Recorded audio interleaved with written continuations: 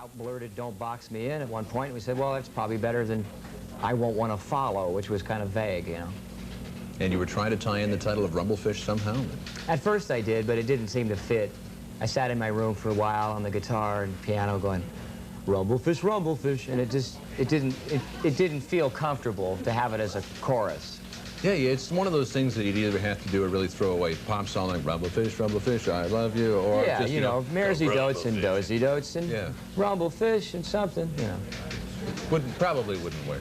One of the things that I really like about your writing style is that you write very much in a narrative form. And I know that the styles of music are completely different, but it's the same sort of form that Harry Chapin used to write in. And it's something that I guess was popular in the early part of the 1970s, but it's not one that a lot of songwriters use these days.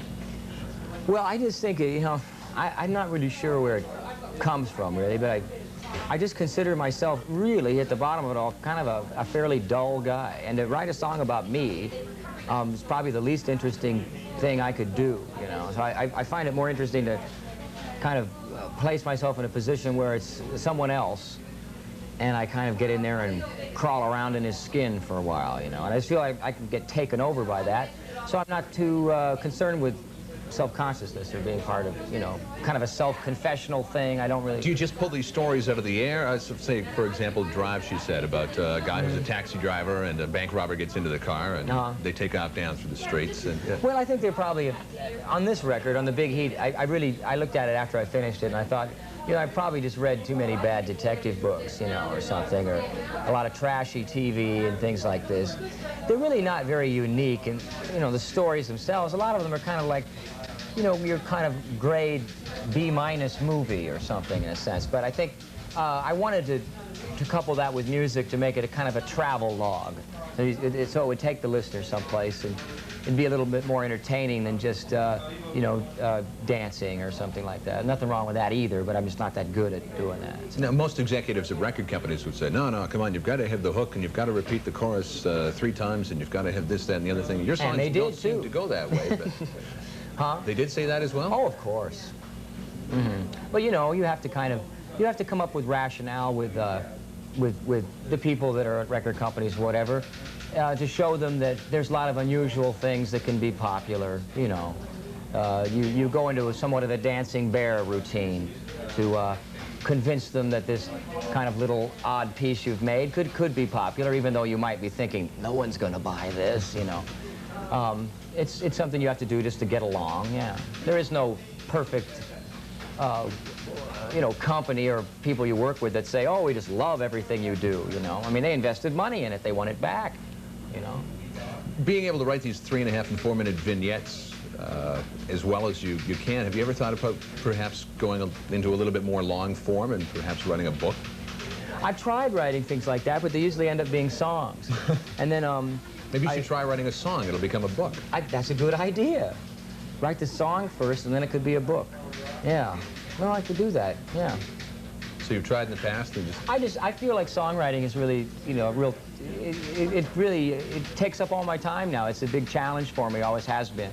And I'm quite satisfied with just doing that, although, you know, as time moves along, I might be doing some other things, and we'll see which way the wind blows. You know? I think it'd be interesting to try a book. Yeah, I've always wanted to try one myself, but... Well, I always end up like writing and then condensing it all, and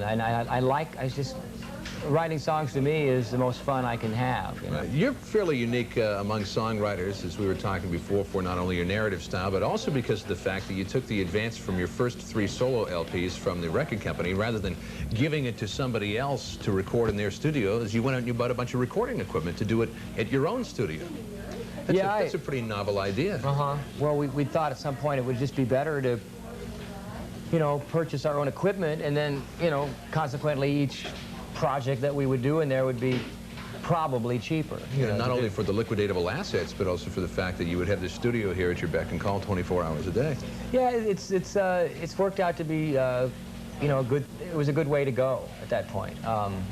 It just seemed to me to make a lot more sense to make some kind of a place to do this stuff in, no matter how simple or Spartan it would be, but at least it would afford more creative time to go over things and stuff. Not in all ways is it advantageous sometimes, though, because when you have a whole bunch of time, you actually postpone a lot of decisions that you might naturally make if the clock was running and you were burning up money.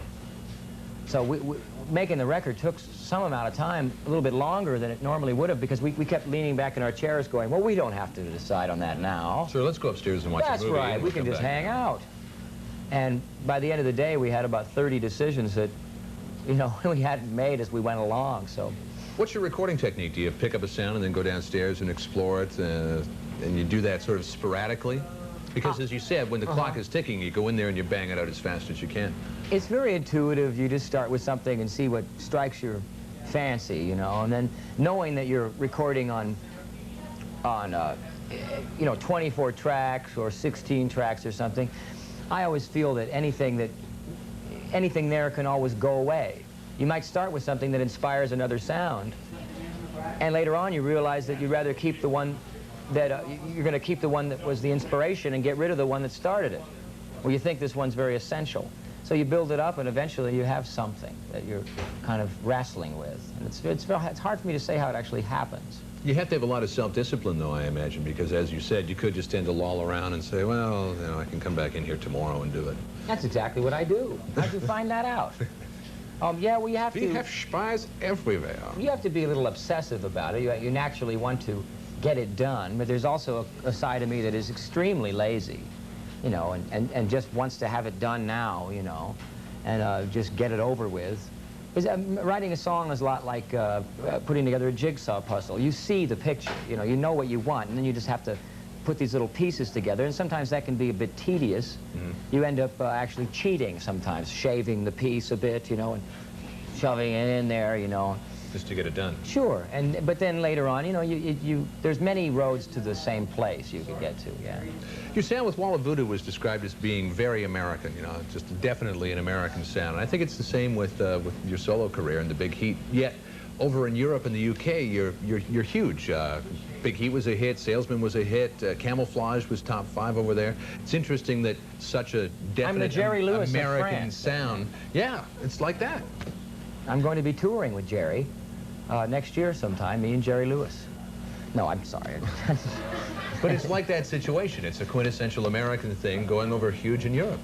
I don't know. I think Europe and Europeans are interested in American things. They always have been, but I think also there's a tendency for them to feel they don't want to be Americanized, you know, and I think that's natural, you know. We just got back from Europe, and Camouflage over there was in the top 10. And that was a real fun ride. It was, you know, fun to do. I can't really explain it. I don't know. I think that a lot of European countries now are interested very much in American things, or things from North America, because they've had a lot of English music now. And the English aesthetic and sensibility, I think, is in some ways becoming a little predictable for them. So they find American things to be novel once again. You know? And now maybe the American mainstream, seeing that Camouflage was a big hit over in Europe, will say, aha, it was a hit over there, so let's make it a hit over here. Let's hope so.